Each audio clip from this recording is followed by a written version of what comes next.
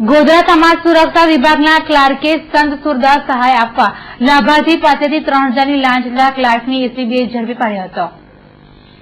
ગોધરા ખાતે રહેતા રામભાઈ મગનભાઈએ સમાજ સુરક્ષા ખાતામાં સંત સુરદાસ સહાય માટે અરજી કરી હતી, ત્યારે સમાજ સુરક્ષામાં ક્લાર્ક તરીકે ફરજ બજાવતા અર્જુન બાડિયાએ લાભાર્થી પાસે લાંચની માંગ કરતા રામભાઈએ એસીબીને જાણ કરી હતી, ત્યારે એસીબીએ છટકું ગોઠવી 3000ની લાંચ લેતા ક્લાર્કને રંગે હાથ ઝડપી પાડી કાયદેસરની કાર્યવાહી હાથ ધરી હતી। રામાભાઈ મકનભાઈ રજાતના પાસેથી રૂપિયા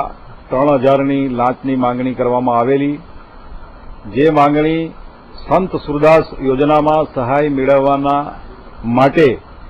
આ કામ કરી આપવા માટે અર્જુનસિંહ બારિયા વિકલાંગ ટેબલ ઉપર કામ કરે છે, તેઓએ રૂપિયા 3000ની માંગણી કરતા